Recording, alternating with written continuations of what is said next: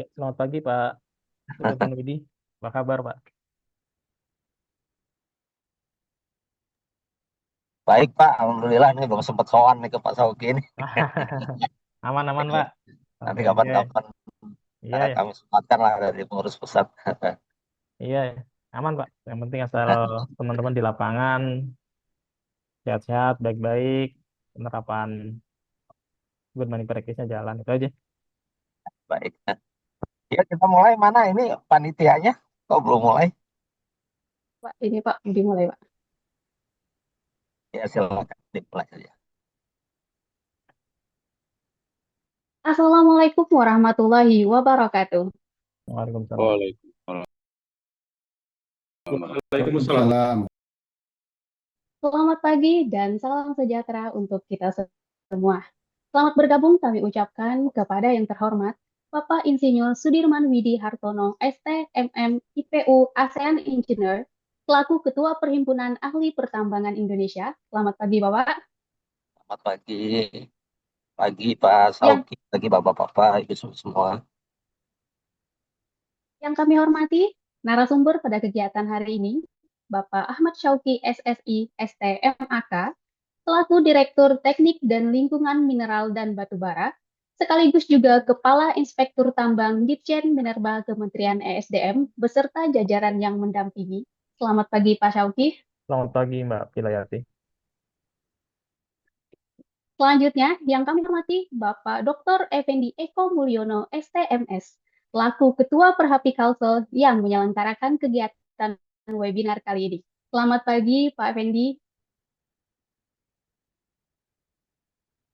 Tak lupa juga kami ucapkan selamat bergabung kepada seluruh peserta dalam acara webinar Bulan Ketiga Nasional tahun 2026 dengan tema Membangun Ekosistem Pengelolaan Keselamatan Pertambangan Nasional yang Profesional, Andal, dan Kolaboratif. Puji serta syukur kepada Tuhan Yang Maha Esa, karena atas izinnya pada hari ini, Kamis 29 Januari 2026, kita dapat berkumpul dalam kegiatan webinar Bulan K3 Nasional tahun 2026 yang diselenggarakan oleh Perhapi Kalsel dengan tema Membangun Ekosistem Pengelolaan Keselamatan Pertambangan Nasional yang Profesional, Andal, dan Kolaboratif.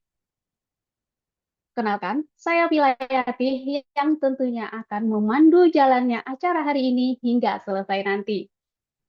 Sebelum memulai acara, kami akan membacakan susunan acara kita pada pagi hari ini, yang diawali dengan pembukaan, kemudian dilanjutkan dengan menyanyikan lagu Indonesia Raya, selanjutnya penyampaian opening speech, kemudian materi utama webinar, dan yang terakhir adalah penutup.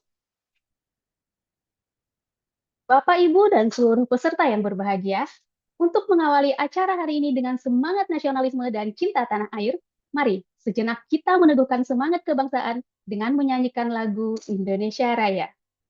Kepada seluruh peserta webinar, kami mohon untuk menyimak dan mengaktifkan kamera.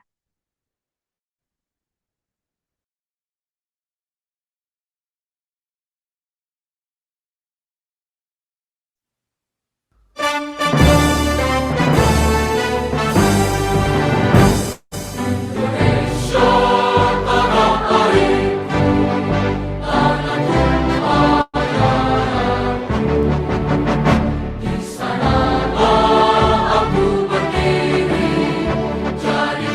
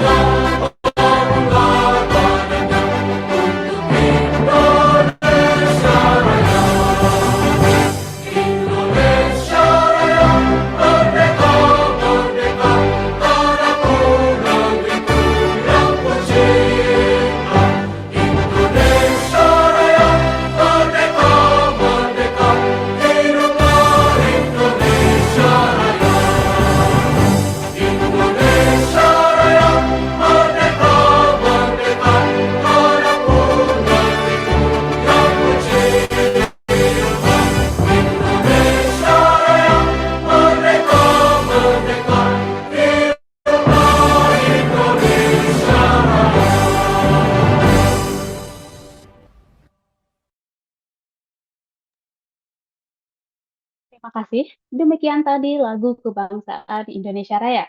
Selanjutnya, kita memasuki rangkaian acara berikutnya, yaitu opening speech sekaligus pembukaan acara, yang akan disampaikan oleh Ketua Perhimpunan Ahli Pertambangan Indonesia, yang terhormat Bapak Insinyur Sudirman Widi Hartono, STMM IPU ASEAN Engineer. Kepada Bapak, kami persilakan. Baik, terima kasih Mbak Pilayati selaku MC. Assalamualaikum warahmatullahi wabarakatuh. Waalaikumsalam. Warahmatullahi wabarakatuh. Semangat pagi. Pagi, Luar Luar biasa. Luar biasa. Terima kasih. Salam sehat, salam perhapi, salam sejahtera untuk kita semua. Yang saya hormati Bapak Ahmad Sauki, Direktur Teknik dan Lingkungan Mineral dan Batu Bara, yang juga merupakan Kepala Inspektur Tambang. Terima kasih Pak Sauki sudah berkenan untuk hadir di acara kami di Perhapi. Apresiasi saya ucapkan setinggi-tingginya mengingat kesibukan Bapak tentunya, namun masih menyempatkan diri untuk bisa berkenan hadir di dalam kegiatan webinar yang diselenggarakan oleh teman-teman Perhapi Kalimantan Selatan. Terima kasih sekali lagi Pak Sauki.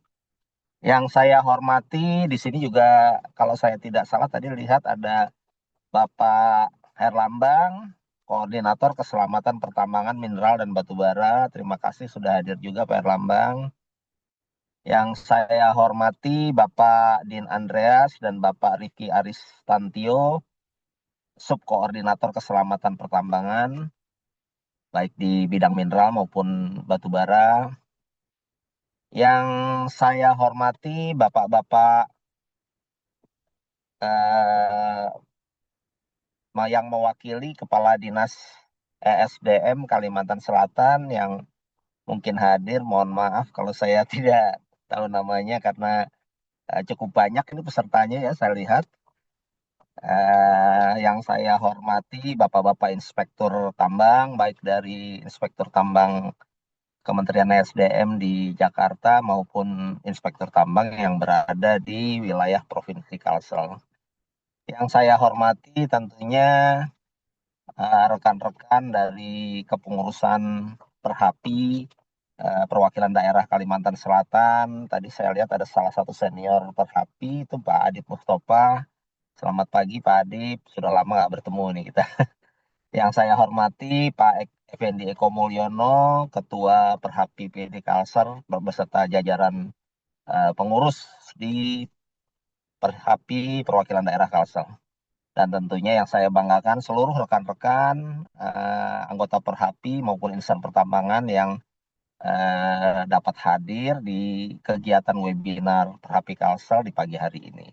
Pertama-tama tentunya marilah kita panjatkan puji syukur, alhamdulillah puji syukur kehadirat Allah Subhanahu wa taala, Tuhan yang Maha Kuasa yang mana telah memberikan kita nikmat kesehatan tentunya sehingga kita di pagi hari ini bisa menyempatkan untuk hadir di Recording kegiatan in progress. webinar Bulan K3 Nasional tahun 2026 yang diselenggarakan oleh rekan-rekan pengurus Perhapi PD Kalsel. Cuaca di Jakarta kebetulan ini mendung-mendung nih ya. Mungkin saya nggak tahu kalau di Banjarmasin, di Kalsel, semoga cerah supaya tambangnya dapat beroperasi. Tapi yang jelas kalau di Jakarta ini masih mendung. Saya sendiri juga sedang kejebak macet ini di jalan ya. Jadi mohon maaf kalau misalnya sinyalnya nggak stabil nanti mungkin putus-putus. Tapi terdengar lancar ya suara saya ya. Bagus Pak Widi, aman. Ya, karena saya mohon maaf ini saya lagi di jalan sebetulnya ini. Sekali lagi terima kasih untuk bisa hadir. Jadi salah satu kegiatan kegiatan utama dari Perhapi itu adalah memberikan peningkatan profesionalisme dan kompetensi khususnya kepada seluruh anggota Perhapi ya, dan secara umum kepada insan-insan pertambangan, terutama yang mereka yang bekerja di profesional tambang yang bekerja di sektor industri pertambangan. Dalam rangka kampanye Bulan K3 Nasional tahun 2026 ini kebetulan rekan-rekan pengurus Perhapi PD Kalsel menyelenggarakan webinar mengenai keselamatan kerja dan keselamatan pertambangan dengan tema membangun ekosistem pengelolaan keselamatan pertambangan nasional yang profesional, andal dan kolaboratif. Tentu saja saya memberikan apresiasi yang setinggi-tingginya kepada rekan-rekan PD Kalsel untuk penyelenggaraan webinar ini karena bagaimanapun juga keselamatan kerja pertambangan itu tetap menjadi salah satu prioritas bagi kita semua insan yang bekerja di sektor pertambangan untuk memastikan bahwa uh, keselamatan tetap harus diutamakan, baik keselamatan untuk personal maupun keselamatan alat-alat pertambangan, yang mana pada akhirnya nanti untuk menjamin kelangsungan operasional pertambangan itu sendiri. Sektor pertambangan sendiri sangat-sangat memiliki resiko yang sangat tinggi ya. Statistik mengenai kecelakaan tambang itu dari tahun ke tahun tidak juga berkurang, bahkan kalau saya tidak salah dengar itu baru-baru ini ada kecelakaan berakibat fatal ya. Hilangnya nyawa rekan-rekan kita pekerja tambang di sebuah perusahaan pertambangan nikel kalau saya tidak salah di Sulawesi atau di Maluku. Saya dapat infonya masih belum terlalu jelas. Jadi memang sektor pertambangan ini masih masih cukup tinggi resiko keselamatan kerjanya. Sehingga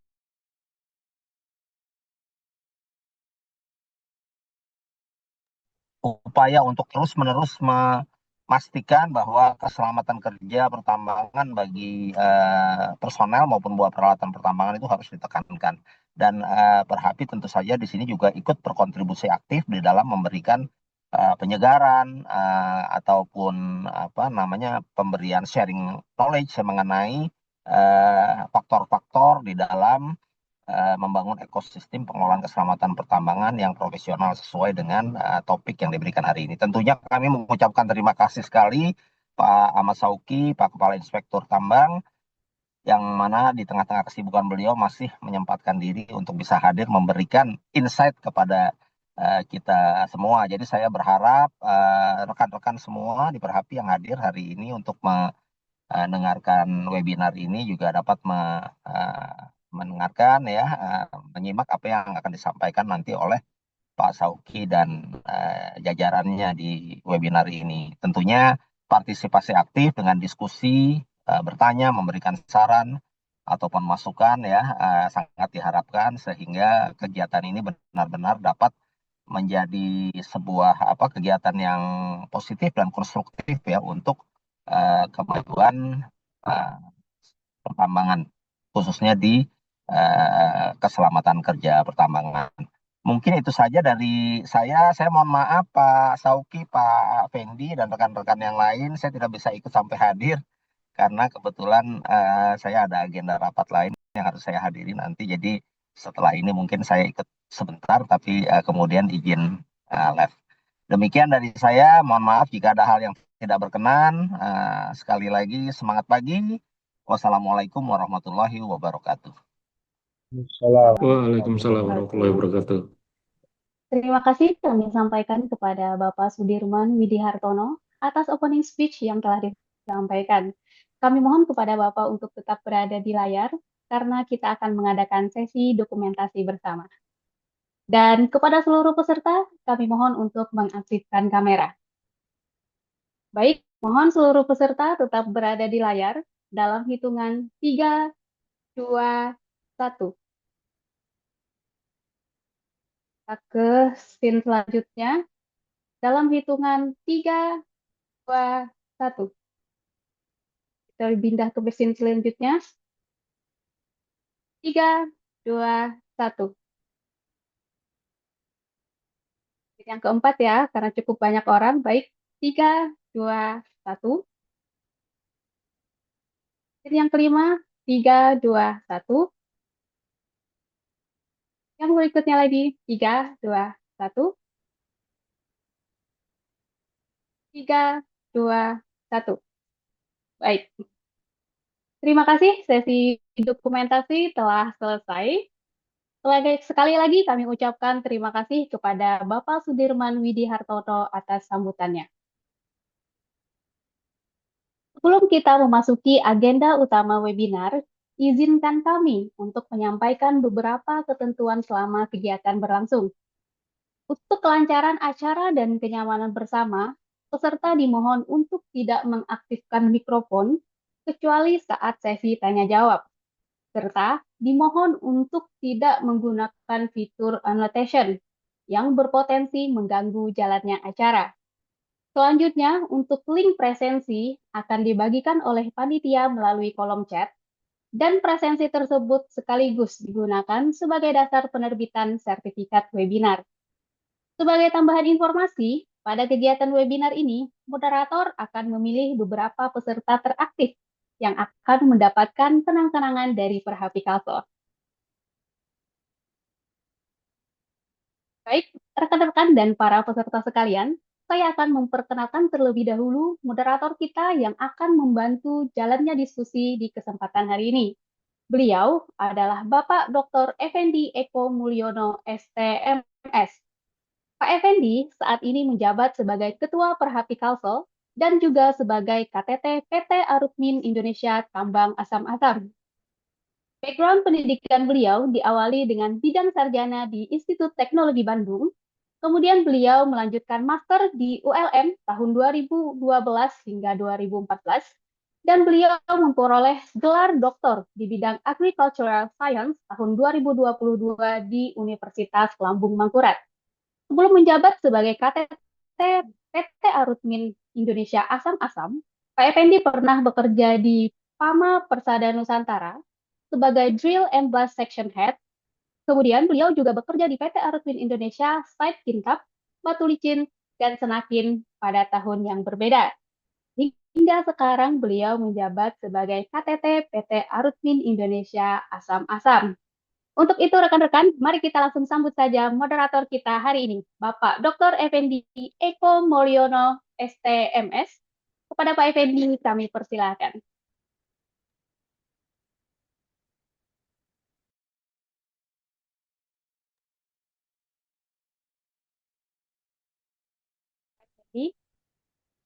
Apakah terhubung?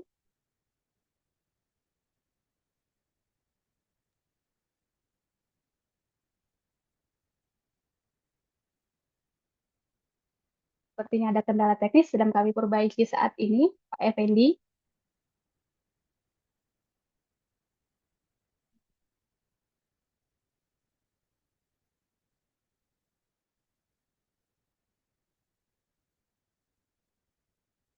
Halo, Assalamualaikum. Oke. Pak, dipersilakan Pak. Baik.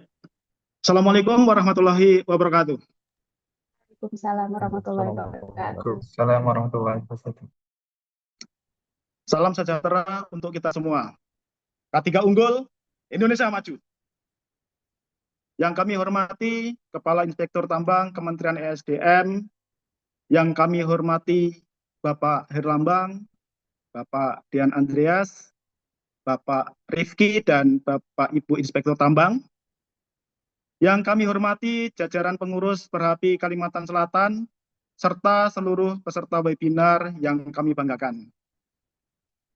Puji dan syukur kita panjatkan kehadiran Tuhan Yang Maha Esa, Allah SWT, yang mana dengan rahmat dan ridho-Nya, pada hari ini kita masih bisa berkumpul, meskipun secara daring, dalam kegiatan webinar keselamatan pertambangan yang diselenggarakan oleh Perhapi Kalimantan Selatan dalam rangka Bulan K3 Nasional tahun 2026. Adapun tema yang akan kita angkat pada webinar kali ini adalah membangun ekosistem pengelolaan keselamatan pertambangan nasional yang profesional, andal, dan kolaboratif. Tema ini menjadi sejalan dengan tema Bulan K3 Nasional tahun ini, serta kami rasa sangat relevan dan strategis, mengingat keselamatan pertambangan bukan hanya merupakan kewajiban yang sifatnya regulatif, namun juga fondasi utama untuk mewujudkan industri pertambangan yang berkelanjutan, berdaya saing, dan bertanggung jawab. Hadir kali ini bersama kita yang sangat kita hormati, narasumber yang memiliki peran strategis dalam pembinaan pengawasan serta penegakan keselamatan pertambangan di Indonesia, yaitu Bapak Kepala Inspektur Tambang Kementerian ESDM. Kita akan sampaikan sedikit profil beliau. Beliau menjalani pendidikan S1 Tambang ITB, lulus pada tahun 2004. Beliau terkenal sebagai pribadi yang cukup cakap, cukup rajin, terbukti. Setahun sebelumnya, beliau juga lulus S1 Fisika di Universitas Padjadjaran. Artinya, pada tahun yang sama, beliau menjalani 2 pendidikan sarjana. Satu ada di Universitas Padjadjaran, yang satu lagi ada di Institut Teknologi Bandung. Pada tahun 2009, beliau lulus sebagai Master Akuntansi dari Universitas Indonesia. Beliau telah 21 tahun mengabdi sebagai ASN di Kementerian ESDM, di mana sebagian besar waktunya bertugas di Inspektorat Kementerian ESDM. Beliau pernah menjabat sebagai Kasubdit Penguasaan Teknis dan Kasubdit Perlindungan Lingkungan, Direktorat Teknik dan Lingkungan Mineral Batubara di tahun 2018 hingga tahun 2020. Dan mulai bulan November 2025, beliau mendapat amanah sebagai Kepala Inspektur Tambang. Kali ini beliau akan menyampaikan pemaparan terkait arah kebijakan, tantangan, serta peran kolaboratif seluruh pemangku kepentingan dalam membangun ekosistem keselamatan pertambangan nasional yang profesional, andal, dan kolaboratif. Pak Kait, sebagai informasi, Perhapi Kalimantan Selatan ini baru aktif kembali sekitar 1 tahun lalu. Dulu sempat vakum. Semoga kehadiran kami ini dapat bermanfaat bagi kejayaan pertambangan di Indonesia. Nah, untuk itu tanpa berpanjang lebar, marilah kita simak bersama pemaparan yang akan disampaikan oleh Kepala Inspektur Tambang kepada Bapak Ahmad Syauqi. Kami persilahkan. Baik, terima kasih Pak Effendi Mulyono. Bismillahirrahmanirrahim. Yang sama-sama kami hormati Bapak Ketua Umum Perhapi, Bapak Sudirman Widi. Yang kami hormati Ketua Perhapi Kalimantan Selatan, Pengda Kalimantan Selatan, Bapak Effendi Mulyono. Ini rujukan saya nih pas waktu kuliah. Saya banyak tanya ke beliau.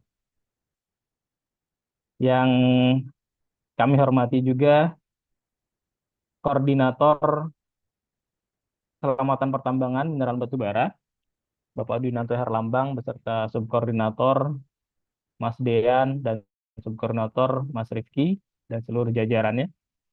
Yang kami hormati dan kami banggakan seluruh para inspektur tambang yang hadir pada kesempatan kali ini.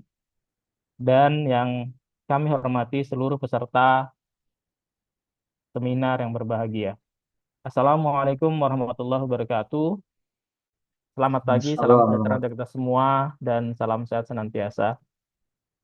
Tentu pertama-tama marilah kita panjatkan puji syukur kehadirat Allah Tuhan Yang Maha Kuasa, karena atas rahmat dan karunia-Nya pada hari ini kita dapat berkumpul dalam seminar Bulan Ketiga Pertambangan Nasional pada tahun 2026 di Perhapi Pengda Kalimantan Selatan, dengan tema Bulan Ketiga Pertambangan yang kita angkat pada kesempatan kali ini adalah membangun ekosistem pengelolaan keselamatan pertambangan nasional yang profesional, andal, dan kolaboratif. Bapak Ibu sekalian, tentu tema ini bukan hanya slogan, namun lahir dari refleksi mendalam atas realitas yang kita hadapi bersama di industri pertambangan. Industri pertambangan ini, sebagaimana kita ketahui, adalah tulang punggung ekonomi nasional sampai dengan saat ini. Namun pada saat yang sama merupakan sektor dengan risiko keselamatan dan kesehatan kerja yang sangat tinggi. Oleh karena itu, pada bulan ketiga nasional pada tahun 2026 ini, kita diingatkan bahwa tantangan keselamatan dan kesehatan kerja ke depan akan semakin kompleks dan tidak akan dapat diselesaikan dengan pendekatan yang parsial dan konvensional. Diperlukan upaya yang bersama bagi kita semua untuk membangun ketahanan dalam ekosistem K3 nasional, sehingga sistem keselamatan tidak hanya mampu berjalan pada kondisi normal, tetapi juga bisa efektif dalam menghadapi tekanan, ketidakpastian, dan perubahan yang cepat. Tentu dalam konteks tersebut, Bapak Ibu sekalian, terdapat 3 prinsip utama yang harus kita pahami secara utuh. Dan yang paling penting adalah bisa kita implementasikan secara konsisten di seluruh lini organisasi dan aktivitas kerja kita. Yang pertama adalah profesional. Profesionalisme dalam keselamatan dan kesehatan kerja berarti bahwa K3 ini kita kelola dengan kompetensi yang memadai, dengan integritas yang kuat, dan dengan standar yang tinggi. Keselamatan tidak boleh dipahami hanya sebagai formalitas administrasi ataupun sekedar pemenuhan dokumen, tetapi harus menjadi bagian dari karakter, budaya, dan etika kerja. Profesionalisme keselamatan justru diuji bukan hanya pada saat adanya inspeksi atau pengawasan, baik yang dilakukan oleh kami ataupun yang dilakukan secara rutin oleh perusahaan. Melainkan ketika organisasi itu berada di bawah tekanan, misalnya target produksi, kemudian adanya keterbatasan waktu, dan tuntutan operasional yang tinggi. Disitulah komitmen nyata terhadap keselamatan benar-benar bisa kita lihat. Yang kedua, Bapak Ibu sekalian, adalah andal. Sistem manajemen keselamatan pertambangan harus dirancang dan diimplementasikan agar tangguh dan resilient, mampu bekerja dalam kondisi apapun. Sistem keselamatan tidak cukup hanya efektif saat operasi berjalan normal, tetapi harus tetap berfungsi pada berbagai kondisi. Misalnya ketika menghadapi krisis, cuaca ekstrim, gangguan teknis, target produksi yang meningkat, maupun keterbatasan akan sumber daya. Sistem yang andal adalah sistem yang berorientasi pada pencegahan, di mana mampu mengenali potensi bahaya sejak dini, mengendalikan risiko secara teknis dan sistematis, serta dapat meminimalkan kemungkinan terjadinya satu kecelakaan yang sama-sama tidak kita inginkan. Jadi bukan hanya sekedar bereaksi pada kejadian yang sudah terjadi. Yang ketiga adalah kolaboratif. Keselamatan pertambangan tidak dapat dibangun secara individual ataupun sektoral. Diperlukan penguatan sinergi dan kolaborasi antara pemerintah sebagai regulator dan pembina, badan usaha pertambangan sebagai pelaku operasional, dan seluruh pemangku kepentingan terkait, termasuk asosiasi profesi, penyedia jasa, dan tenaga kerja. Melalui kolaborasi yang efektif, implementasi terhadap keselamatan pertambangan dapat berjalan secara konsisten dan berkesinambungan di seluruh level organisasi, dari kebijakan hingga praktek di lapangan. Tentu dengan memahami dan menerapkan ketiga prinsip ini secara konsisten, kita tidak hanya meningkatkan kepatuhan terhadap regulasi, tetapi juga membangun ekosistem keselamatan pertambangan yang kuat dan berkelanjutan, dan mampu melindungi sumber daya manusia sebagai aset yang paling berharga di dalam industri apapun, termasuk dalam industri pertambangan. Sejalan dengan itu, keputusan Menteri Ketenagakerjaan nomor 4 tahun 2026, Bulan K3 Nasional memiliki tujuan strategis untuk meningkatkan kesadaran seluruh pemangku kepentingan akan pentingnya keselamatan dan kesehatan kerja. Yang kedua, memperkuat peran K3 sebagai bagian integral dari pembangunan nasional, serta mendorong penguatan pembinaan dan pelayanan K3 yang inklusif dan adaptif terhadap dinamika dunia kerja yang terus berubah. Selain itu, Bulan K3 Nasional juga menekankan pentingnya kolaborasi lintas sektor dan lintas pemangku kepentingan sebagai prasyarat utama dalam mewujudkan lingkungan yang aman, sehat, produktif, dan berkelanjutan. Dalam konteks pertambangan, tujuan-tujuan tersebut menjadi sangat relevan dan mendesak. Setiap kejadian keselamatan pertambangan tidak dapat dipandang sekedar sebagai angka atau statistik dalam laporan, melainkan merupakan tragedi kemanusiaan yang berdampak langsung kepada pekerja, keluarga, dan masyarakat. Oleh karena itu, penguatan K3 di sektor pertambangan bukan hanya kewajiban yang sifatnya sesuai dengan regulatif, tetapi juga menjadi tanggung jawab moral dan profesional untuk setiap insan pertambangan bisa melindungi setiap nyawa manusia dan menjamin keberlanjutan dari industri pertambangan nasional. Bapak Ibu yang kami hormati, jika kita melihat data statistik ya, data statistik keselamatan pertambangan 2025 ini menunjukkan bahwa fatality rate atau FR dan severity rate kembali mengalami peningkatan. Kita bisa lihat FR di tahun 2023 sampai dengan 2025 kecenderungannya walaupun perbedaannya sedikit tapi relatif meningkat.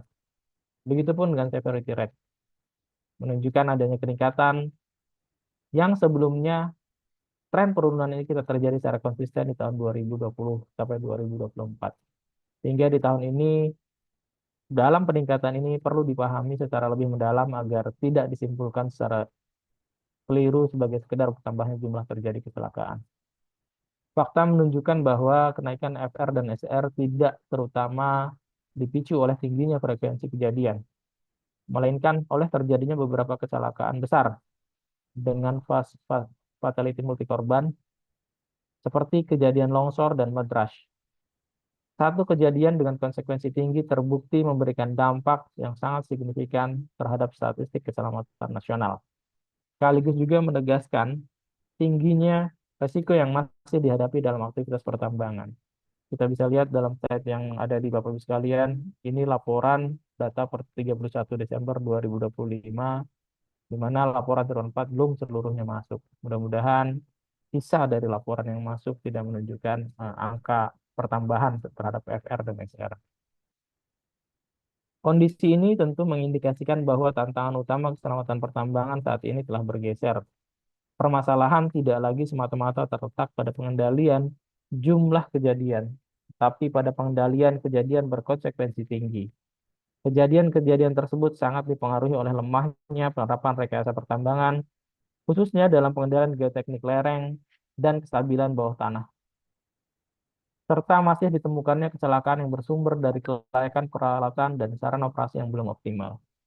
Lebih lanjut dari itu, hal yang patut menjadi perhatian serius kita semua adalah tercatatnya sejumlah korban meninggal dunia di fasilitas pelayanan kesehatan yang beberapa hari setelah kejadian kecelakaan tersebut. Artinya ini bukan di lokasi kejadian. Fakta ini menegaskan bahwa tantangan keselamatan pertambangan tidak berhenti pada upaya pencegahan kejadian, tetapi juga mencakup kualitas penanganan pasca kejadian, post-event care. Dengan demikian, keselamatan pertambangan harus dipahami sebagai sebuah rantai pengendalian yang utuh, mulai dari pencegahan melalui rekayasa teknis dan sistem manajemen risiko, sehingga respon darurat, stabilisasi medis awal, sistem rujukan yang cepat dan tepat, serta koordinasi layanan kesehatan menjadi lebih efektif.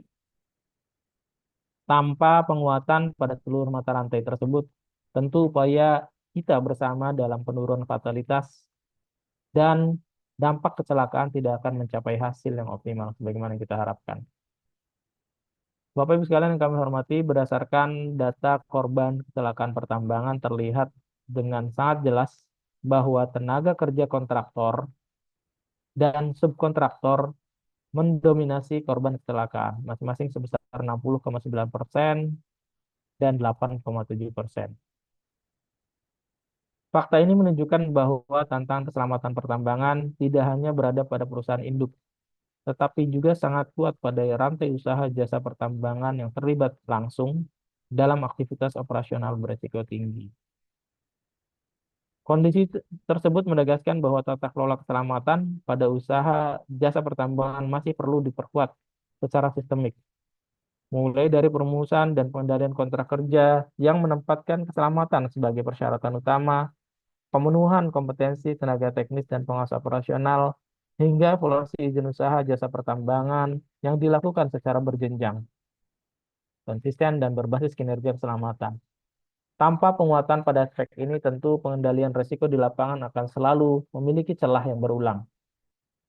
Selain itu, statistik juga menunjukkan bahwa pekerja baru, bisa dilihat di gambar sebelah kanan, merupakan kelompok kerja yang paling rentan terhadap kecelakaan tambang.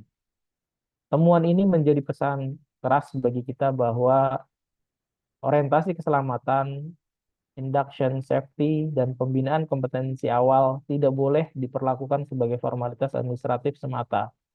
Proses tersebut harus benar-benar memastikan bahwa pekerja memahami bahaya dan risiko pekerjaan, memiliki keterampilan dasar yang memadai, serta mendapatkan pendampingan dan supervisi yang intensif pada masa awal bekerja. Dengan demikian, upaya penurunan kecelakaan tidak cukup hanya dengan memperkuat regulasi, tapi harus disertai dengan perubahan cara pandang dan praktek pembinaan, khususnya terhadap tenaga kerja kontraktor dan pekerja baru, sebagai bagian integral dari sistem keselamatan pertambangan yang profesional, andal, dan berkelanjutan. Bapak, Ibu, saudara-saudara sekalian saya hormati, berdasarkan data jabatan korban kecelakaan pertambangan, jabatan operator tercatat sebagai kelompok dengan risiko keselamatan tertinggi, dengan persentase mencapai 38%. Temuan ini tentu mencerminkan bahwa operator merupakan posisi yang paling sering terpapar langsung dengan aktivitas operasional, peralatan berat, dan kondisi kerja dinamis yang memiliki potensi bahaya yang tinggi. Oleh karena itu, fokus pengendalian risiko keselamatan harus diarahkan secara prioritas kepada kelompok ini, yaitu kelompok operator. Pengendalian tersebut tidak hanya bersifat administratif, sekali lagi, tetapi harus menyentuh aspek fundamental yang berpengaruh langsung terhadap kinerja dan keselamatan kerja operator. Beberapa langkah kunci yang diperkuat antara lain manajemen kelelahan, fatigue management, dan penerapan prinsip fit to work untuk memastikan operator berada dalam kondisi fisik dan mental yang layak sebelum dan selama mereka bekerja. Selain itu, refresh training secara berkala ini menjadi sangat penting untuk menjaga kompetensi, kewaspadaan, dan kepatuhan operator terhadap prosedur kerja yang aman, terutama pada pekerjaan yang memiliki risiko tinggi. Disiplin dalam pelaksanaan pemeriksaan peralatan harian P2H serta preventive maintenance juga harus ditegakkan secara konsisten guna memastikan seluruh peralatan dalam kondisi layak operasi dan meminimalkan potensi kegagalan teknis di lapangan. Perlu ditekankan di sini bahwa operator merupakan garda terdepan dalam usaha kita melakukan pencapaian terhadap target produksi, sekaligus berada pada titik paling kritis dalam pengendalian keselamatan. Oleh karena itu, melindungi operator merupakan melalui sistem pengendalian yang kuat, bukan hanya upaya keselamatan, tetapi juga investasi langsung terhadap keberlanjutan dan produktivitas dari suatu operasi pertambangan. Selanjutnya, distribusi lokasi kecelakaan pertambangan menunjukkan bahwa area produksi aktif merupakan zona dengan tingkat kerawanan keselamatan paling tinggi. Data memperlihatkan bahwa kecelakaan paling banyak terjadi pada lokasi tambang bawah tanah sebesar 36%, kemudian diikuti oleh tambang permukaan sebesar 26%, serta jalan tambang dan atau hauling sebesar 14%.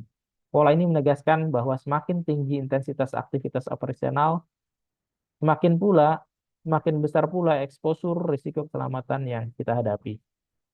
Jika ditinjau dari jenis kecelakaan, Bapak Ibu sekalian, longsor mendominasi dengan proporsi mencapai 40%, disusul oleh kejadian tertimpa material sebesar 17%. Dominasi jenis kecelakaan ini tentu menunjukkan bahwa bahaya yang bersifat struktural dan geoteknik menjadi penyumbang utama kejadian fatal dan cedera serius di sektor pertambangan. Kondisi tersebut mengirimkan pesan kepada kita dengan sangat tegas bahwa tantangan keselamatan pertambangan saat ini tidak hanya berada pada aspek perilaku daripada setiap individu, tetapi terutama pada kualitas rekayasa teknis, lemahnya pengendalian stabilitas lereng tambang, bukaan tambang bawah tanah, sistem penyanggaan, serta pemantauan kondisi massa batuan menjadi faktor krusial yang harus segera diperbaiki. Dengan demikian, Upaya pencegahan kecelakaan fatal harus dimulai dari penguatan rekayasa pertambangan berbasis risiko, termasuk desain geoteknik yang memadai, pemantauan kondisi lapangan secara real time, sistem peringatan dini, serta disiplin dalam penerapan rekomendasi teknis. Tanpa penguatan pada aspek rekayasa ini, peningkatan kepatuhan prosedural dan kampanye perilaku aman tidak akan cukup untuk bagaimana kita menurunkan kejadian kecelakaan yang berkonsekuensi tinggi. Bapak Ibu sekalian, saudara-saudara kalian yang saya hormati, selanjutnya mengenai penyebab langsung dari kecelakaan. Next slide. Hasil evaluasi kami mengungkapkan bahwa tindakan tidak aman paling dominan adalah bekerja di area lereng kritis. Next slide. Mengoperasikan alat di bawah lereng dan tidak menggunakan APD. Sementara kondisi tidak aman paling dominan adalah ketidakstabilan lereng tambang dan peralatan yang tidak layak. Hal ini memberikan pembelajaran kepada kita bahwa budaya keselamatan dan kualitas rekayasa harus berjalan bersamaan. Tidak bisa salah satunya saja. Kami senantiasa mengingatkan kembali kepada para perusahaan agar melakukan upaya-upaya penguatan sistem pengelolaan geoteknik tambang sesuai dengan kaidah teknik pertambangan. Desain lereng tambang harus dilakukan asesmen dan monitoring oleh tenaga teknis pertambangan yang berkompeten dengan instrumen yang akurat.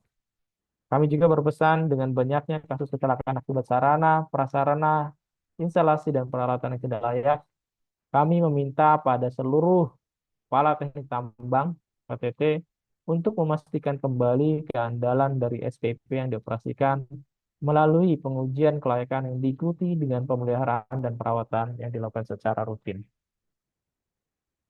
Berkaitan dengan penyebab dasar terjadinya kecelakaan, dari faktor pekerjaan ditemukan bahwa masih terdapat komunikasi lemah, baik antar departemen atau unit di dalam organisasi, antara pengawas dan operator pelaksana, serta antar rekan kerja. Prosedur tidak memadai dan kualitas pengawasan kurang sebagai bagian dari kontributor kecelakaan. Dari faktor pribadi diungkap bahwa penyebab kecelakaan dominan meliputi kurangnya pemahaman akan adanya bahaya, kurangnya keterampilan dalam kondisi darurat. Mari kita review kembali kesesuaian substansi maupun implementasi prosedur yang diterapkan di lapangan. Terkait dengan pengawasan pada KTT, tolong evaluasi kembali kecukupan jumlah pengawas yang kompeten dengan jumlah di lapangan. Selain itu, pastikan juga efektivitasnya. Program keselamatan ke depan tidak boleh hanya fokus pada perbaikan fisik, tetapi harus diprioritaskan juga pada peningkatan kompetensi kognitif dan keterampilan praktis pekerja di garda yang terdepan. Bapak, Ibu, dan saudara-saudara sekalian yang saya hormati, berdasarkan hasil evaluasi, kami mencatat bahwa jumlah kejadian kecelakaan tambang berakibat mati pada tahun 2025 paling banyak terdapat di Provinsi Kalimantan Timur. Kemudian Provinsi Kalimantan Selatan, Sulawesi Tengah, Maluku Utara, dan Sulawesi Tenggara. Pola sebaran ini menunjukkan bahwa wilayah dengan intensitas aktivitas pertambangan yang tinggi tentu memiliki potensi resiko yang juga lebih besar apabila tidak diimbangi dengan pengendalian keselamatan yang memadai. Namun dalam hal ini perlu kami tekankan, ini bukan semata persoalan masalah geografis, melainkan ini cerminan dari kualitas penerapan rekayasa teknis di lapangan. Kemudian konsistensi pengawasan operasional, kedisiplinan terhadap prosedur kerja aman, serta kematangan dari satu sistem manajemen risiko itu di setiap site. Bapak, Ibu, saudara-saudara sekalian yang saya hormati, berikutnya ulasan mengenai kinerja kesehatan kerja sebagai bagian yang tidak terpisahkan dari keselamatan pertambangan secara utuh. Berdasarkan statistik kesehatan kerja tahun 2025, tercatat bahwa morbidity frequency rate atau MFR sebesar 452,19 dan absence severity rate ASR sebesar 482,71. Kedua indikator ini menunjukkan tren peningkatan dibandingkan tahun sebelumnya. Peningkatan MFR dan ASR memiliki dua makna penting yang harus kita pahami secara objektif. Yang pertama adalah angka ini mencerminkan tingginya beban gangguan kesehatan kerja yang dialami oleh para pekerja tambang, baik akibat faktor lingkungan kerja, beban fisik, paparan bahaya kesehatan, maupun pola kerja yang belum sepenuhnya ergonomis dan berkelanjutan. Namun, pada sisi yang lain, peningkatan ini juga menunjukkan adanya perbaikan sistem deteksi melalui surveillance medis yang semakin aktif. Artinya, kasus-kasus gangguan kesehatan yang sebelumnya mungkin tidak teridentifikasi, kini mulai terdeteksi dengan lebih baik. Ini merupakan kemajuan, namun sekaligus juga sebagai pengingat pada kita semua bahwa masalah kesehatan kerja masih nyata dan signifikan.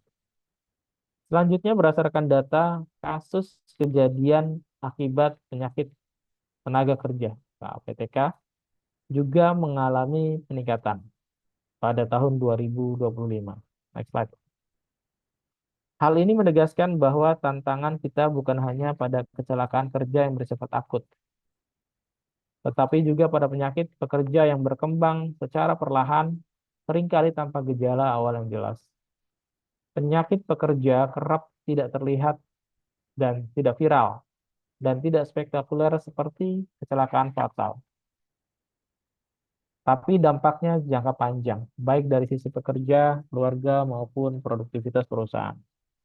Kenaikan KPTK ini mengarah pada meningkatnya risiko penyakit degeneratif seperti penyakit jantung dan pembuluh darah, gangguan muskuloskeletal dari punggung, sendi, atau tulang, kemudian penyakit hipertensi dan diabetes, gangguan pernafasan kronis akibat peran kerja.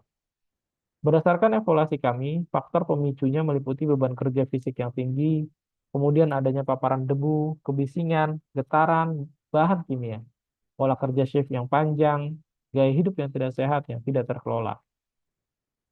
Oleh karena itu, pengelolaan kesehatan kerja harus diperkuat secara sistemik dan berkelanjutan.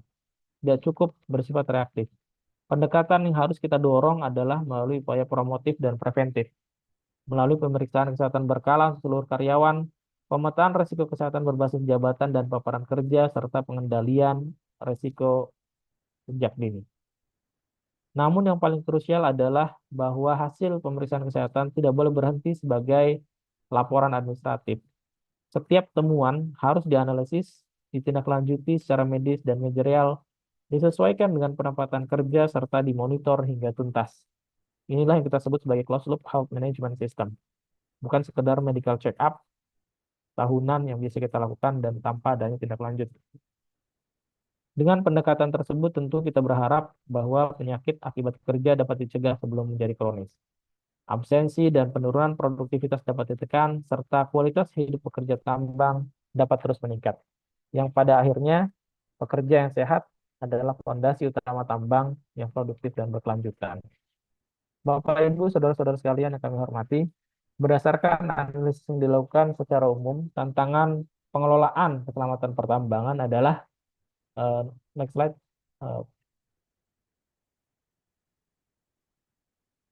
Next slide.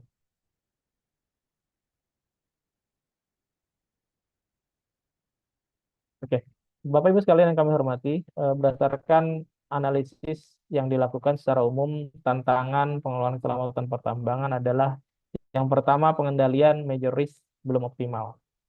Di sini masih terjadi high consequence events seperti longsor lereng, madrash, bawah tanah, yang menunjukkan lemahnya pengendalian rekayasa geoteknik, pemantauan kondisi lapangan, serta sistem early warning terhadap perubahan kondisi masa batuan. Yang kedua, kualitas implementasi rekayasa pertambangan. Penerapan desain tambang, stabilitas lereng, sistem drainase, penyanggaan bawah tanah, dan kajian geoteknik belum sepenuhnya konsisten berubah menjadi kontrol teknis efektif di lapangan, sehingga potensi kegagalan rekayasa masih terjadi. Yang ketiga, kelayakan peralatan dan sarana operasi. Sejumlah kecelakaan masih dipicu oleh penggunaan peralatan tidak layak operasi, lemahnya inspeksi, pemeliharaan yang tidak optimal, dan keterbatasan verifikasi teknis kelaikan alat sebelum digunakan. Yang keempat, efektivitas pengawasan operasional. Supervisi teknis di lini lapangan pengawas operasional belum sepenuhnya efektif dalam mengidentifikasi deviasi prosedur dan kondisi tidak aman, khususnya pada aktivitas beresiko tinggi. Selanjutnya adalah kesiapsiagaan dan respon pasca kejadian. Terdapat korban meninggal bukan di lokasi kejadian, tetapi fasilitas kesehatan. Ini menandakan masih perlunya penguatan sistem pertolongan pertama. Kemudian kompetensi pekerja dan pengawas operasional teknis, di mana penguasaan kompetensi keselamatan, penilaian bahaya, dan resiko fatal, dan pengambilan keputusan darurat belum merata di seluruh lokasi operasi. Yang terakhir, ketersediaan prosedur dan komunikasi pekerjaan yang belum optimal untuk dapat memastikan ketersediaan prosedur yang memadai dalam setiap pekerjaan, serta pelaksanaan komunikasi yang baik antar unit organisasi, antara pengawas dan pekerja, serta antar pekerja. Perlu kami sampaikan di sini bahwa semua ini saling terkait, Bapak Ibu sekalian, dan tidak bisa diselesaikan secara parsial. Lanjut, kemudian terkait salah satu tools utama yang kita yakini mampu meningkatkan kinerja keselamatan pertambangan sekaligus mendorong peningkatan produktivitas sebagaimana diangkat dalam tema Bulan K3 Nasional Pertambangan tahun ini adalah penerapan sistem manajemen keselamatan pertambangan atau SMKP secara konsisten dan berkualitas. SMKP ini tentu tidak boleh dipahami sebagai kewajiban administratif atau sekedar pemenuhan regulasi, melainkan sebagai kerangka kerja manajerial dan teknis yang memastikan setiap aktivitas tambangan dilaksanakan dan diawasi dengan mempertimbangkan aspek keselamatan sejak awal. Ketika SMKP diterapkan dengan baik, potensi gangguan operasi, kecelakaan, dan kehilangan jam kerja dapat ditekan, sehingga pada akhirnya produktivitas dan keberlanjutan operasi justru akan semakin meningkat. Sejalan dengan hal tersebut, berdasarkan hasil audit internal SMKP, tingkat penerapan SMKP secara rata-rata nasional dalam laporan audit internal SMKP pada tahun 2024 menunjukkan tren peningkatan dengan nilai mencapai 53,95%.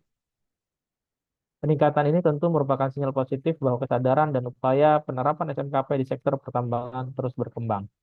Namun demikian, capaian ini juga menjadi pengingat sekaligus tantangan bahwa angka tersebut menunjukkan bahwa implementasi SMKP masih berada pada tahap menengah dan belum sepenuhnya terinternalisasi sebagai sistem kerja yang efektif di seluruh lini organisasi.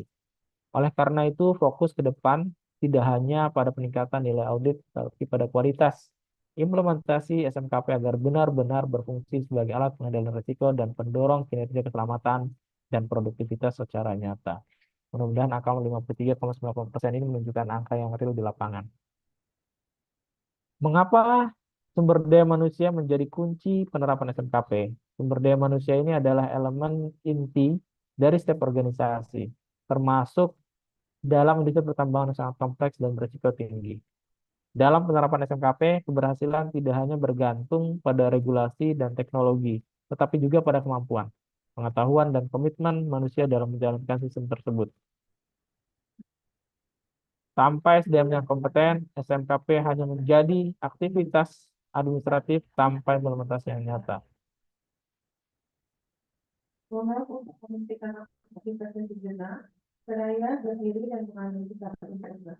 Terima kasih. Wassalamualaikum warahmatullahi wabarakatuh. Mohon izin Pak Effendi, Bapak Ibu sekalian, ada kumandang lagu Indonesia Raya, kita break sejenak. Baik.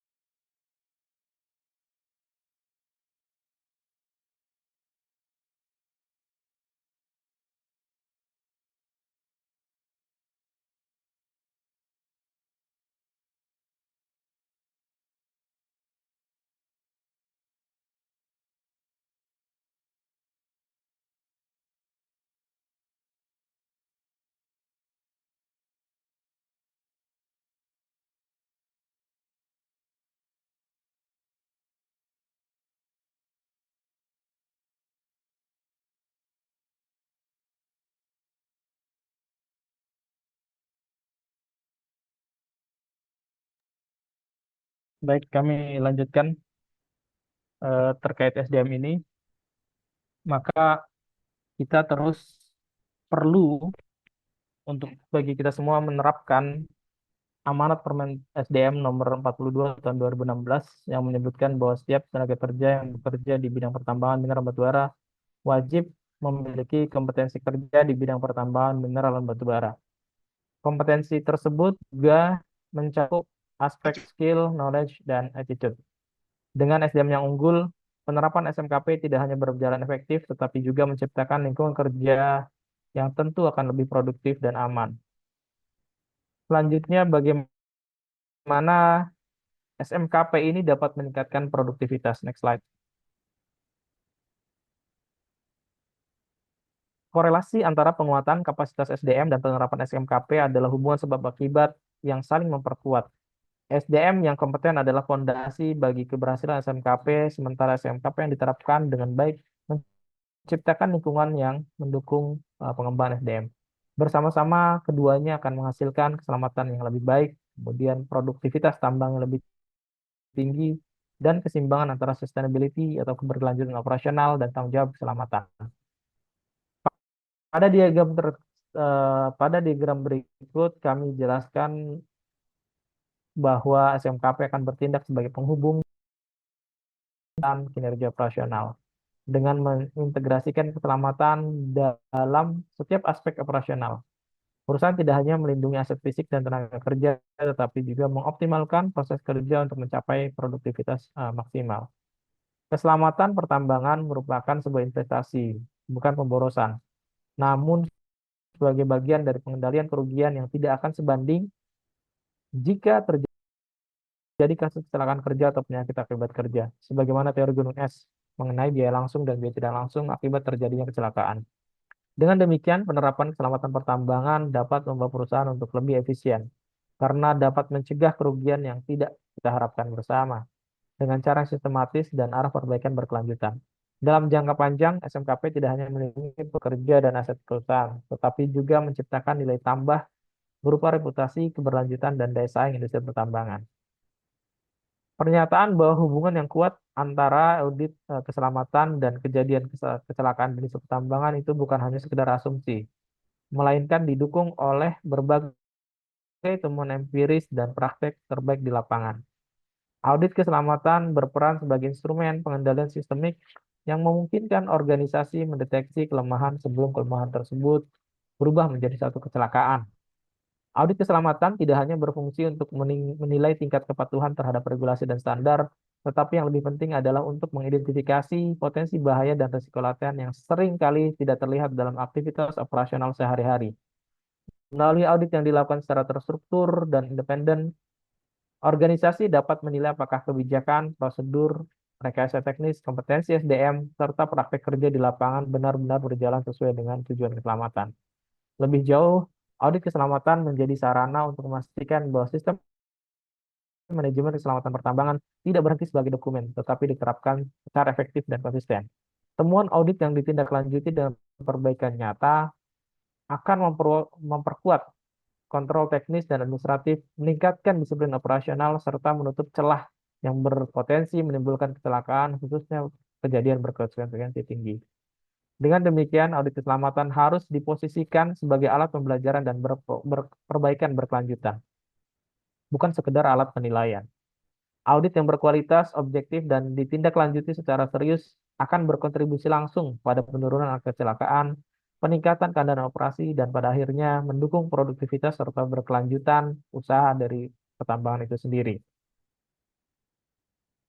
Next slide ya. Temuan dari studi Chen tahun 2021 memberikan bukti empiris yang kuat bahwa audit keselamatan yang dilakukan secara rutin dan berkualitas memiliki dampak nyata dalam menurunkan angka kecelakaan dan cedera di industri pertambangan. Next slide, please. Audit yang dilakukan secara sistematis memungkinkan organisasi untuk mengidentifikasi potensi bahaya, kelemahan sistem, dan deviasi operasional sebelum berkembang menjadi satu kejadian kecelakaan. Dengan kata lain, audit keselamatan berfungsi sebagai mekanisme pencegahan dini atau early detection dalam satu sistem manajemen keselamatan.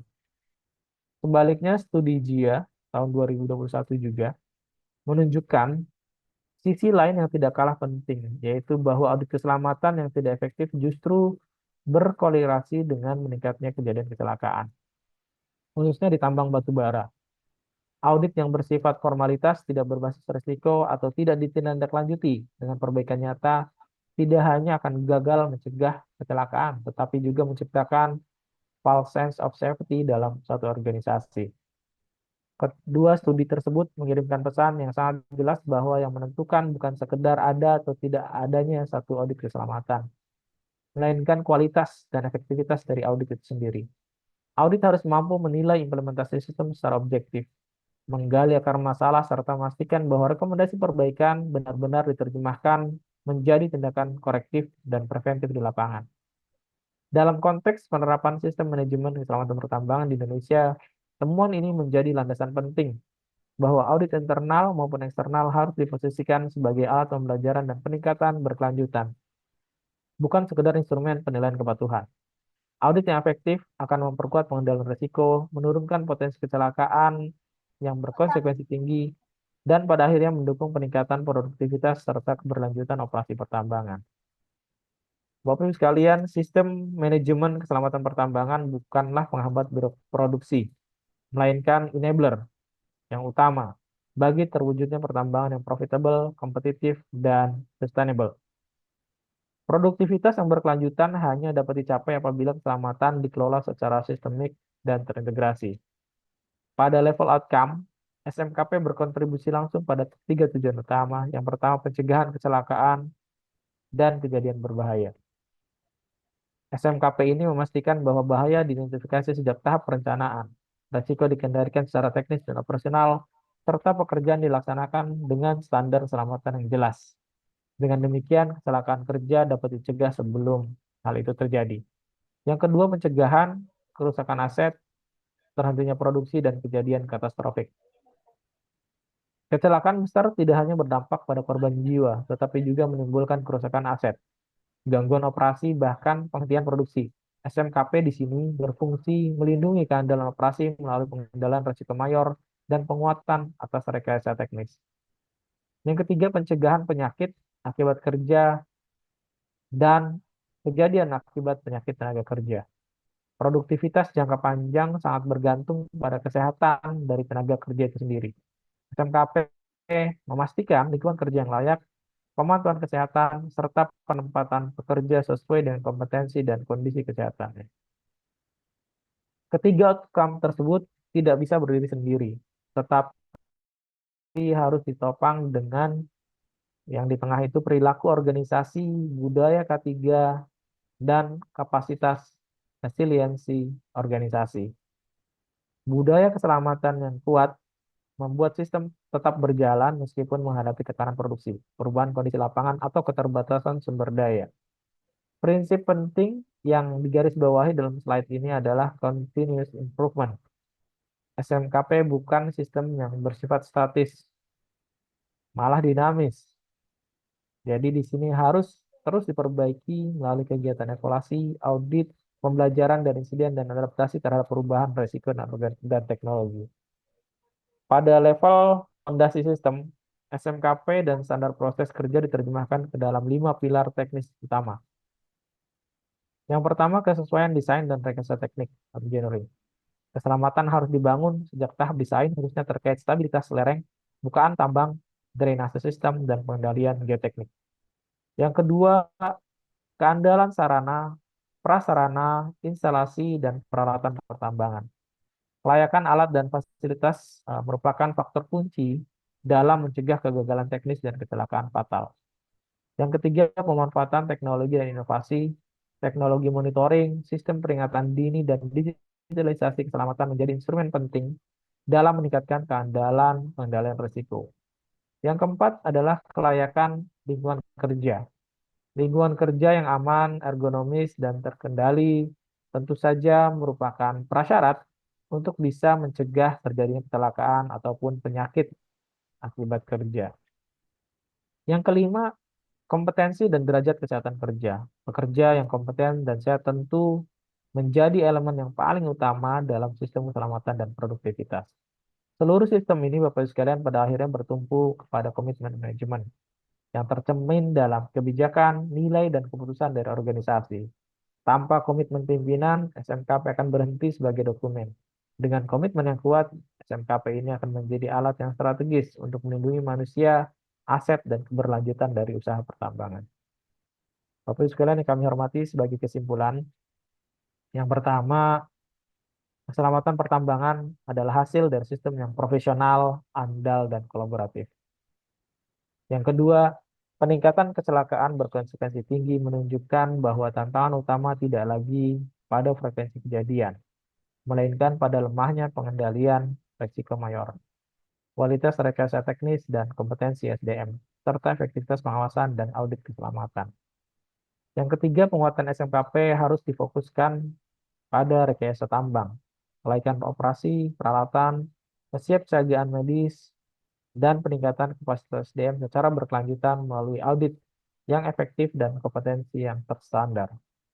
Sebagai penutup, Bapak Ibu sekalian, kami berpesan agar kita semua bersama menjadikan bulan ketiga ini bukan sekedar seremoni tahunan, tetapi sebagai satu momentum perubahan dari patuh menjadi peduli, dari prosedural menjadi substansial, dari reaktif menjadi preventif, dari bekerja sendiri menjadi bekerja berkolaborasi. Karena pada akhirnya setiap pekerja berhak pulang dengan sehat dan selamat. Demikian yang dapat kami sampaikan pada kesempatan kali ini yang sangat penting bagi kami. Keselamatan pertambangan bisa. Wabillahi taufiq wal hidayah. Assalamualaikum warahmatullahi wabarakatuh. Terima kasih. Saya kembalikan ke Bapak. Waalaikumsalam warahmatullahi wabarakatuh. Waalaikumsalam. Terima kasih kami sampaikan kepada Bapak Kepala Inspektur Tambang atas pemaparan yang sangat komprehensif, inspiratif, dan membuka wawasan kita bersama tentang pentingnya sinergi dan kolaborasi di antara pemerintah dan badan usaha dalam pengelolaan keselamatan pertambangan nasional.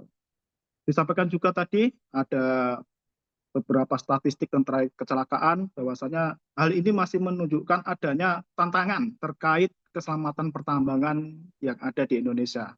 Jadi ada beberapa hal tadi, termasuk pengendalian major risk yang belum optimal, sampai masalah prosedur dan komunikasi yang belum optimal juga. Semua ini bisa kita perbaiki dengan penerapan SMKP yang baik. Dan untuk mewujudkan SMKP yang baik, tadi disampaikan kuncinya adalah SDM. Setiap pekerja wajib memiliki kompetensi meliputi skill, knowledge, dan attitude. Hal ini sejalan juga dengan visi dan misi Perhapi. Tujuan kita adalah meningkatkan kompetensi anggota. Jadi ini sangat sesuai Pak Kait dengan tujuan organisasi kami di Perhapi kami. Jadi bagaimana kami akan mengimprove teman-teman ini sebagai anggota, kemudian calon-calon anggota yang kebanyakan mahasiswa, agar menjadi tenaga kerja pertambangan nanti yang kompeten. Tujuan seperti itu Pak. Kemudian Pak Kait, ini mengingat kesibukan Bapak, apakah kita ini akan membuka sesi tanya jawab atau seperti Boleh, apa Pak? silakan Pak Effendi. Oke, baik kalau begitu silakan teman-teman yang ingin bertanya silakan raise hand, nanti akan kita pilih 3 penanya nanti yang kita akan sampaikan.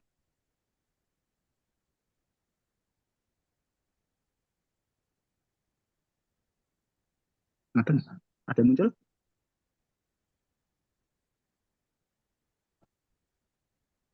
Siapa namanya? Arsyani. Oke, baik. Ini ada satu penanya. Yang pertama Pak Arsyani. Ini mahasiswa ya? Pak. Oke, baik, silahkan. Izin sebelumnya Pak. Nah ini pertanyaan saya terkait layering yang kritis. Diperkenalkan dulu dirinya, namanya kemudian ya, mohon maaf, ya. Pak. Perkenalkan, saya Arsani dari Teknik Pertambangan OLM Angkatan 2025.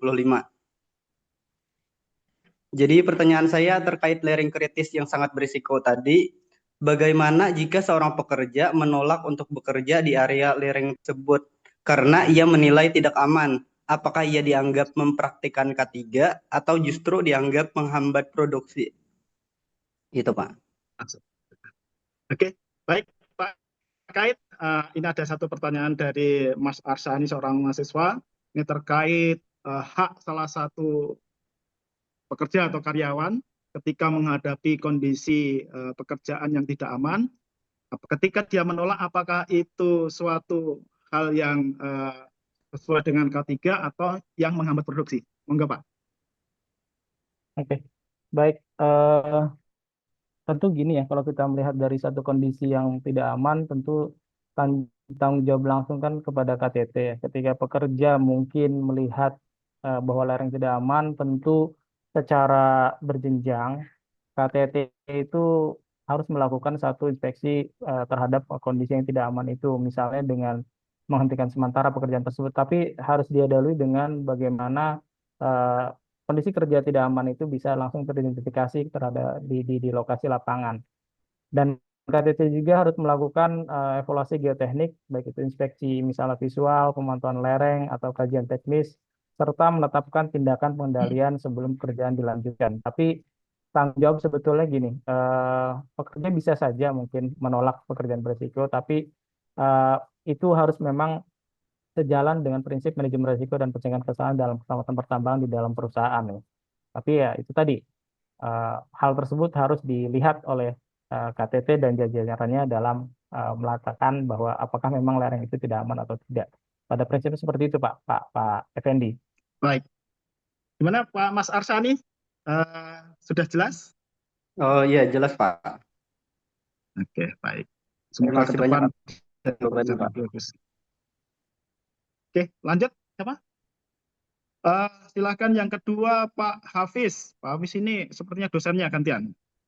Silakan Bapak. Terima kasih, Pak. Assalamualaikum warahmatullahi wabarakatuh. Salam kenal, saya Hafiz, Pak, dari Teknik Pertambangan ULM Banjarmasin. Sangat menarik paparan yang Bapak sampaikan.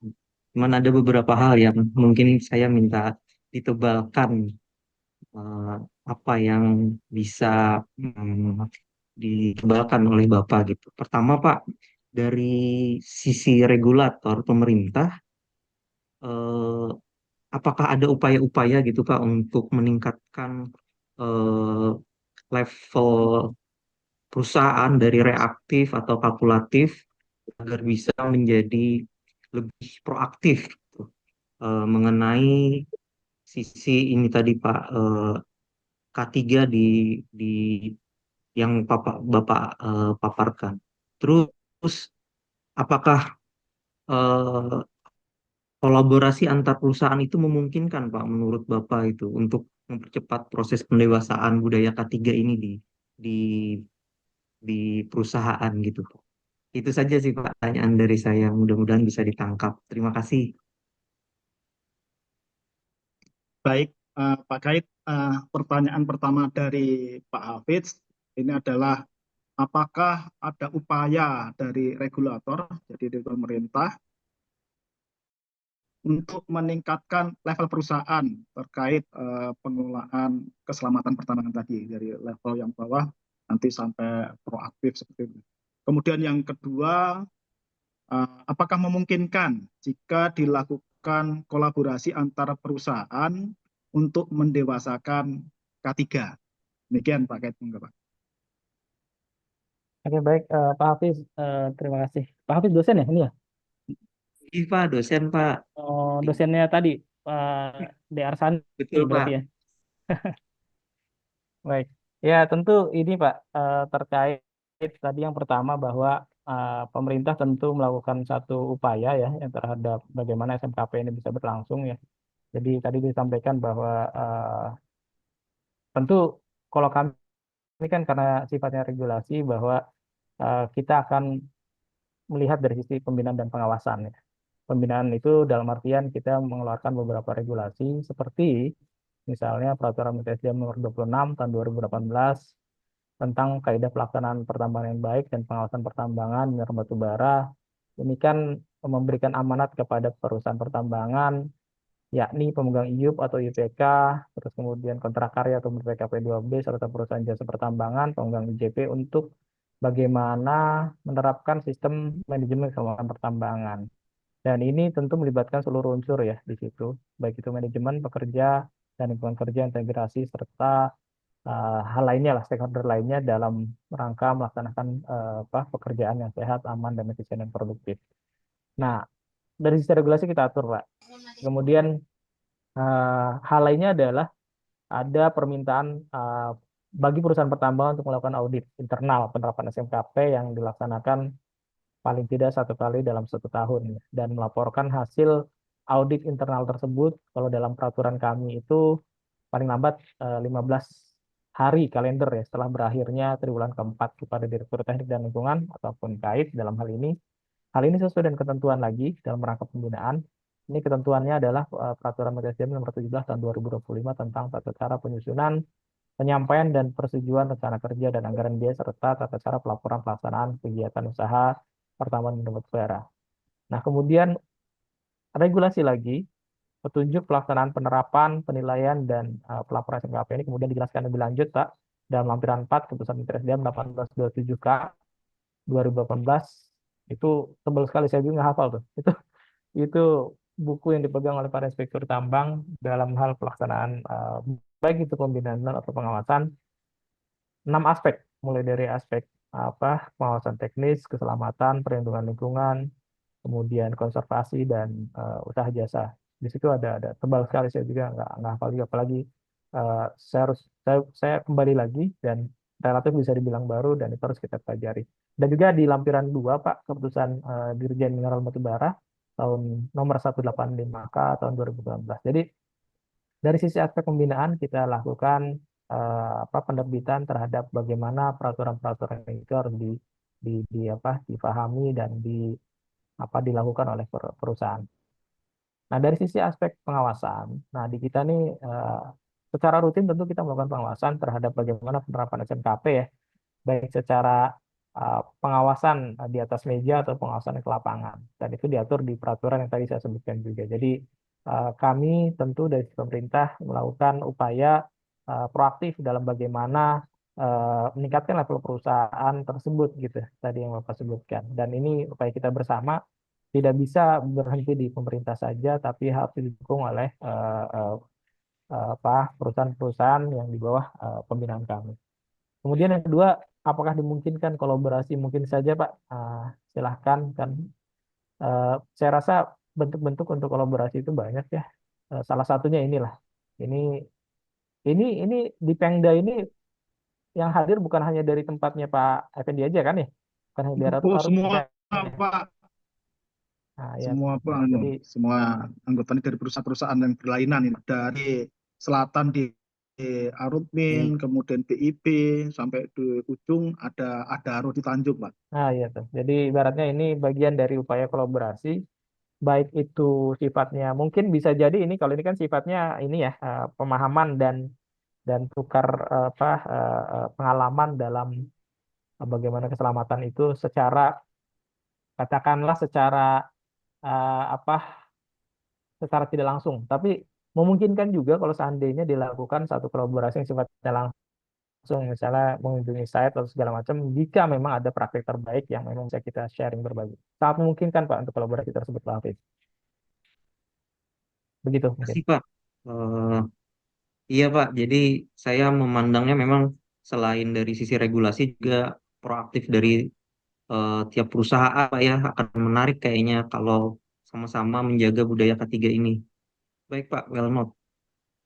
Dan mungkin tambahan saja ya, ini Pak Dinato Herlambang barangkali bisa menambahkan juga bahwa dari sisi kolaborasi bukan hanya antar perusahaan, tapi antar dengan instansi pemerintah, dengan kami pun itu ada tuh minimal dengan WA Group. Itu kan artinya uh, upaya-upaya promotif dan preventif itu kita lakukan gitu dalam hal ketiga ini gitu. Itu Pak Herlambang mungkin bisa menambahkan kalau seandainya tergabung di ini. Kalau boleh ya Pak Effendi ya. Silakan Pak. Silakan Pak Herlambang menambahkan Oh, barangkali. mohon izin. Baik, yang dijawab oleh Paket sebenarnya sudah lengkap. Kalau dari aspek kolaboratif, selama ini sistem saya sebagai koordinator kerja keselamatan pertambangan sebenarnya hanya menjalankan sistem kepala ekspor tambang yang sudah ada. Jadi Pak Hafiz, hanya di Direktorat Teknik, hanya di Minerba yang punya sistem kepala ekspor tambang. Jadi itu jabatan fungsional.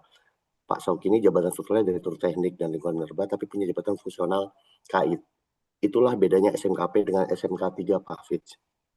Di mana sistem KAIT inilah jabatan fungsionalnya bisa untuk meningkatkan bisa untuk meningkatkan budaya yang tadi level reaktif jadi proaktif dan juga untuk kolaboratif. Kami punya beberapa asosiasi perhimpunan yang sebenarnya selama ini juga sudah kolaboratif. Seperti kegiatan hari ini aja Perapi. Ini adalah wujud kolaboratif asosiasi perhimpunan pada kami. Bahkan setiap Rabu malam seminggu sekali tidak pernah bolong, tidak pernah absen juga ada asosiasi profesi keselamatan pertambangan yang selalu bersama-sama bekerjasama dengan kami menjalankan program yaitu webinar keselamatan juga secara gratis. Pak Hafiz dan seluruh mahasiswa yang ada di Kalimantan Selatan juga bisa ikut karena itu webinarnya juga seperti ini open gratis dan yang memberikan ilmu pun juga dari para praktisi tambang mineral Indonesia. Jadi memang peningkatan budaya ini memang harus dilakukan dengan secara sinergi antar semua stakeholder intinya Pak Hafiz dan itu sudah kita lakukan. Penekanannya memang SMKP Sistem Manajemen Keselamatan Pertambangan ini dari RKB yang dipaparkan Pak Ahmad Sauki tadi, memang kita wajib ada KTT Pak Hafiz. Tanpa punya KTT tidak akan terbit itu RKAB. Dan KTT itu kompeten Pak Hafiz. Dia lulus uji tulis, lulus uji wawancara dan dia punya kompetensi POP, POM, POU sesuai sesuai dengan level produksinya. Nah, namanya saja sudah dipimpin oleh orang kompeten. Di bawahnya KTT pun sistem kami sudah menerapkan bahwa didukung oleh POP, POM, POU. Semuanya kompeten. Bahkan SMKP pun kita punya landasannya yang namanya kebijakan. Itu harus ditandatangani oleh manajemen top tertinggi. Jadi di sistem kami juga sudah meminta manajemen tiap perusahaan harus komitmen terhadap safety, terhadap keselamatan, Pak Hafiz. Jadi diharapkan setelah top manajemen mendukung safety, sistem sudah memang mengharuskan orang yang kompeten, semua yang bekerja juga TTPB, Pak Hafiz, tenaga teknis yang berkompeten, sehingga memang harusnya tidak ada lagi level budaya dasar dan reaktif lagi di tambang minerba, minimal sudah terencana, proaktif, bahkan resilient. Demikian, mohon izin Pak Ahmad Sauki, tambahan dari saya. Terima kasih. Baik, terima kasih Pak Herlambang atas tambahan penjelasannya. Baik, Pak Effendi, boleh barangkali satu lagi kali ya? Satu lagi ya. Boleh, boleh. Saya ganjil. Ada teman silakan. Siapa namanya? Nur Kholis. Nur Kholis ini dari mana nih? Coba silakan Mas Nur Kholis. Ya, tadi udah Izin disebutkan Bapak, juga. Oke. apakah suara saya terdengar? Ya, jelas Pak. Mas Nur. Oke, izin. Perkenalkan Pak, saya Nurholis dari mahasiswa Teknik Pertambangan ULM. Izin Bapak, ini saya cuma meminta pendapat Bapak.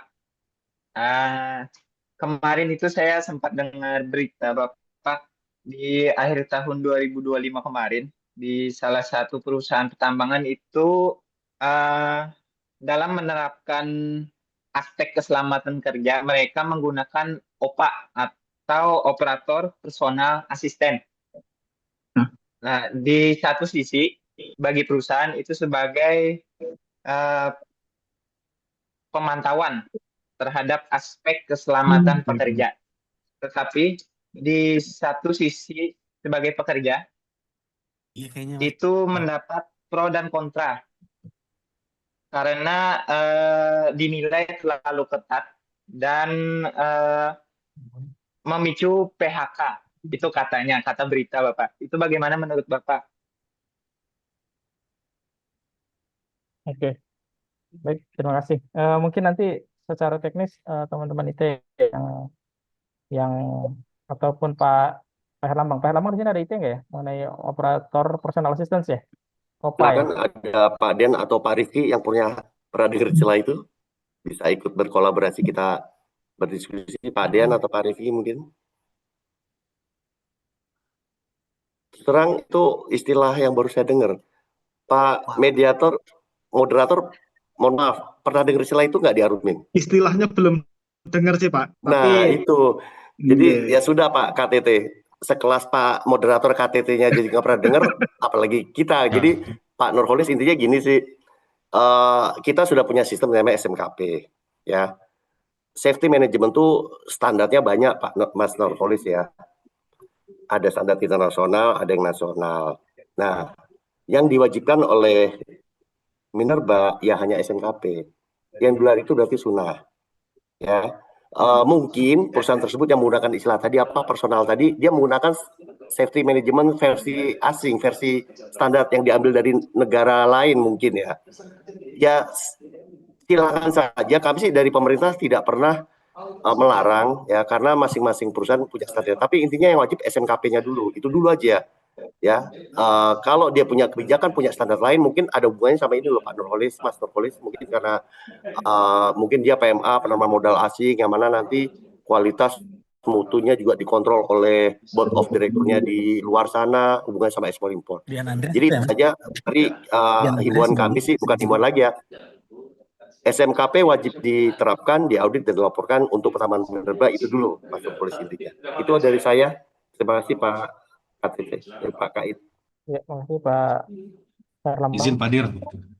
Oh ya, oke, silakan Pak Dian.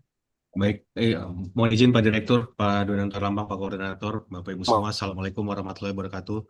Mohon izin urun rembuk karena ada arahan dari pimpinan untuk ikut menanggapi. Mohon izin yang berkaitan dengan operator personal assistant, sebenarnya ini adalah sebuah brand ya, yang diadopsi masif di banyak perusahaan tambang, khususnya jasa pertambangan di sektor hauling, yang memang tujuan utamanya untuk mendeteksi kelelahan kerja secara real time dan juga lebih objektif mengenai kualitas tidur dan bagaimana mendeteksi mengenai kelelahan kerja yang basisnya teknologi. Dan ini sudah banyak biasanya perusahaan jasa ya yang menggunakan ini ya.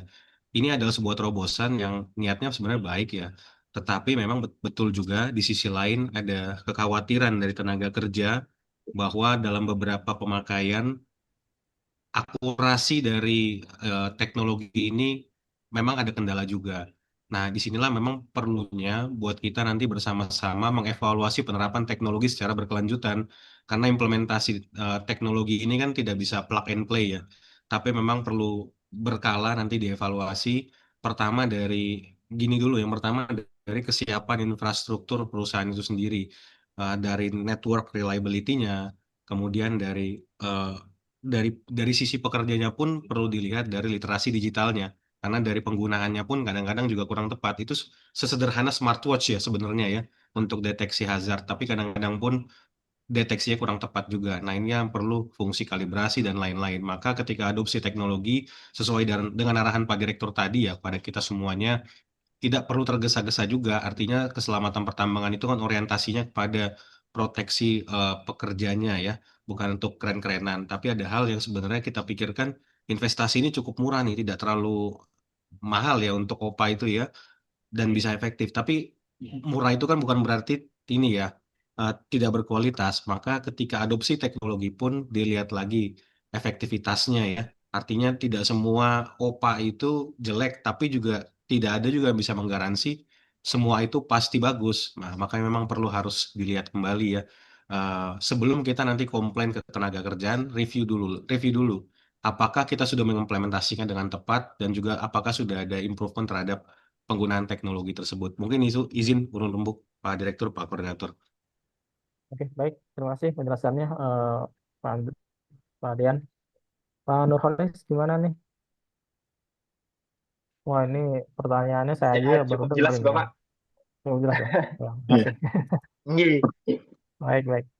Baik, Mm-mm. pertanyaan cukup bagus ya. Tadi ternyata yang ditanya masalah teknologi karena kita memang tahu maksudnya. Ternyata yang pemakaian smartwatch itu untuk mengontrol karyawan. Cuma kita baru tahu, oh istilahnya OPA ternyata.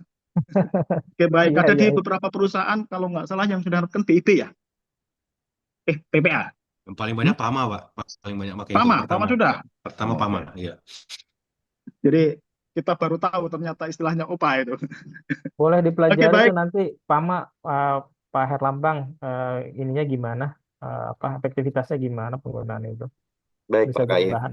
Baik. Terima kasih. Oke, baik. Bapak Ibu semua, sudah ada 3 pertanyaan. Tadi sudah dijawab dengan cukup gamblang oleh Pak Kait, oleh Pak Herlambang, dan terakhir oleh Pak Dean. Semoga pertanyaan-pertanyaan ini cukup memuaskan bagi audiens semua. Pak Effendi, bentar.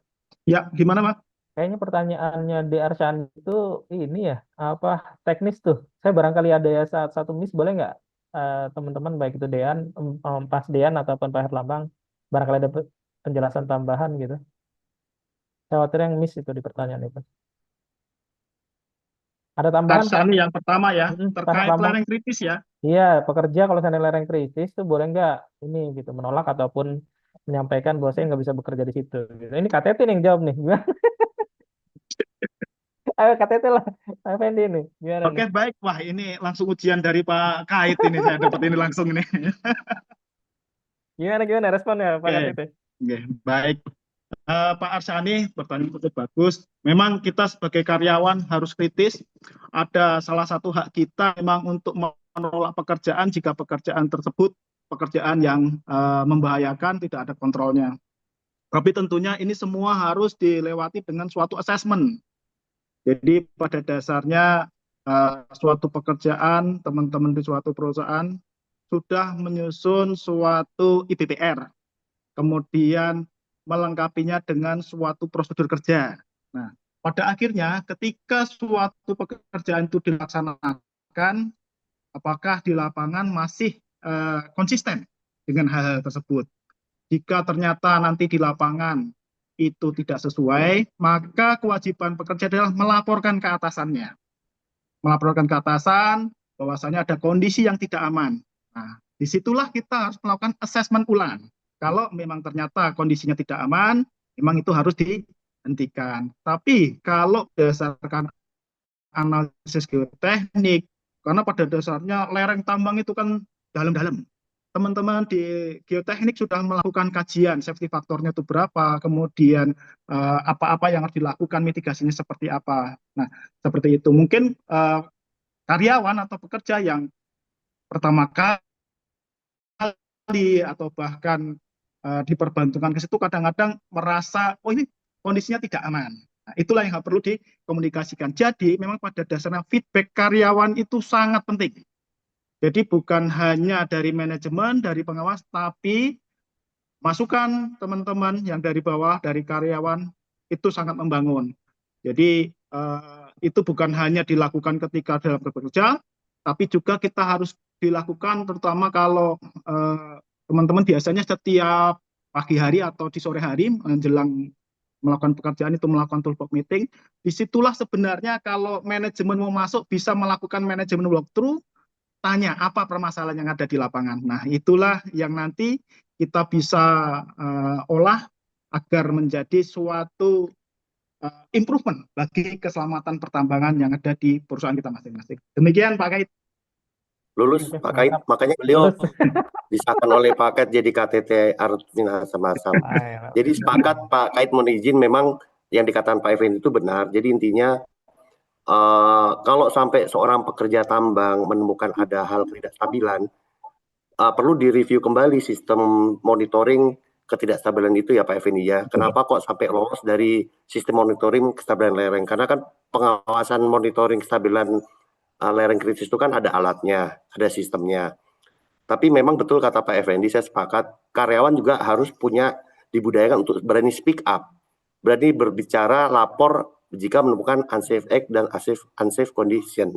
Dengan manajemen risiko yang baik, dengan IBPR monitoring yang sempurna, kontrol yang sempurna, harusnya memang tidak menunggu ada operator menolak bekerja, tapi level pengawas harusnya sudah bisa memblokade atau membrigade area-area kritis, area-area yang berbahaya untuk tidak didekati oleh karyawan. Jadi memang harus saling sinergi antara seluruh pengawas dan KTT, seluruh sistem bersinergi. Mohon izin Pak Kait. Oke, baik. Terima kasih Pak Herlambang.